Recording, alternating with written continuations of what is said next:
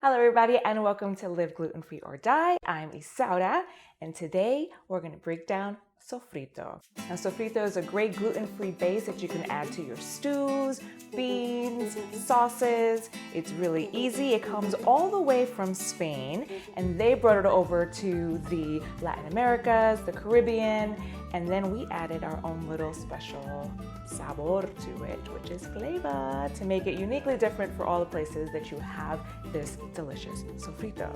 There's some things I don't have for the sofrito because I'm not in Puerto Rico and I don't have access to a lot of the original ingredients that my family had when I was growing up.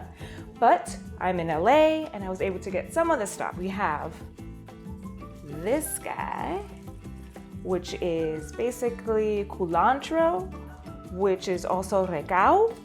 It's the same thing. I already rinsed all these guys out, but this is how this guy looks.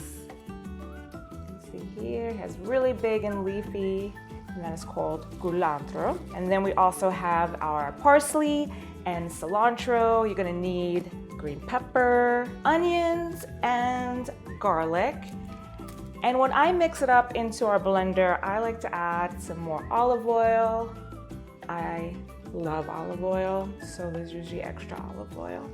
But you could also add water if you don't want to put olive oil in yours. But let's get right into this. We're gonna start chopping it up. I'm gonna go ahead and chop this pepper and get these insides taken out.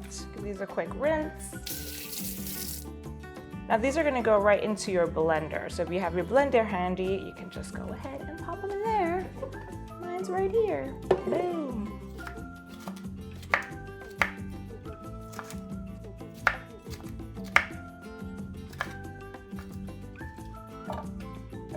Now I had a friend recently tell me that when she cut her onion, she cut them with sunglasses on and her eyeballs didn't burn.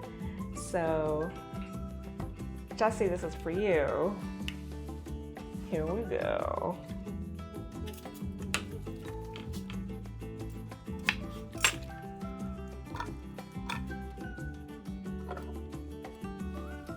I'm not crying.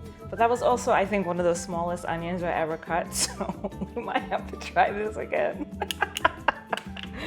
Let's go ahead and get this garlic.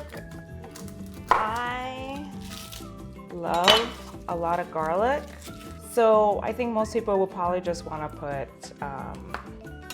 maybe half. I mean, I'm making a small batch, and even a small batch does go a long way. I like to play with my garlic and unravel them, but you could also get it when they're already peeled, which is fine. My eyes are starting to water now. Oh, you can feel it. I have a little bag off to the side. I'm just tossing all the stuff. So I'm gonna take the culantro and we're just gonna make sure we get rid of these ends. So we just have all the good stuff. So we're just gonna line them up and then chop them. And then just rip this in half. Throw that in there. And then we're just gonna also use all of the whole little bunch of parsley and the whole little bunch of cilantro. This is the parsley. Just cut those ends off here as well. Chop them up. I like to put the peppers and the onions out the bottom because they form liquid once they start spinning. It gets kind of liquidy. So then you have already some of that liquid in there, and then I pour the olive oil on top. So this is the little stack. Do a little drizzle on top. And we're gonna put it through the blender.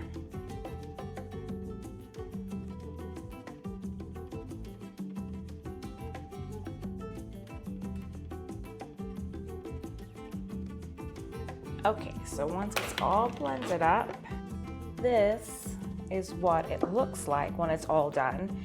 And back in the day, my grandmother and my mom used to just put this in a container and then just leave it in the back of the fridge and then use it as they made their meals. But I don't always make those meals every single day. So what I do is take these and put them into ice trays. So that way I can use it when I really need them. Otherwise it might go bad in the back of the refrigerator. So we're gonna take these. You can put them in any one of your ice trays that you have. I have these nifty ones that if you push the backs of them, they're soft. So then it just pokes them right out. If you guys are enjoying this video so far, just go ahead and give it a nice like or subscribe. Tell a friend about it. Once you put these inside your ice trays, you'll know exactly how much you have. I know that each of these for me is a tablespoon. Whenever I'm making my beans, I know to put 2 tablespoons in there, let it sauce up. I'm gonna make some scrambled eggs in the morning. Maybe I just use 1, depending on how many eggs I'm going to make. I'm gonna make some pasta, maybe I put 4 because I want it to be extra flavorful. So let's go ahead and put these in here. Just be careful because this is it has lots of moisture. So you're gonna wanna keep that in mind when you're making your other dishes. I started using this sofrito for rice. So I would I'll put 2 in my rice to make it more flavorful, but then I realized that they were getting too much water because I didn't keep in mind that there's water in this. So keep that in mind for your recipes when you're putting this in. So this is what you do, you just dump them right in.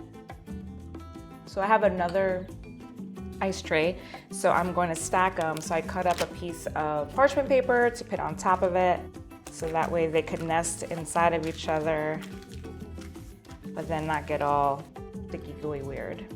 If you don't have ice trays, you can also use little baggies. So I'm gonna bag up the rest of this because I only have 2 trays. And what's good about the baggie is that you can kind of just break off what you need. Or if you know you're gonna make like a big stew and you're gonna need a lot more of the sofrito for your dish, then you have a little bit more set up there. So I'm just gonna dump the rest of this here. Boom. And then I'll make it nice and flat, roll that up. Sometimes I bag things 2 times, just so it doesn't spill out anywhere and cause a mess. Let's go in the freezer. And there you have it, sofrito, super easy to make. If you have your own version of a sofrito, please put it down in the comments below. I would love to try it out. If you are enjoying what you're seeing so far, please don't forget to subscribe, and I'll see you all next time. Bye.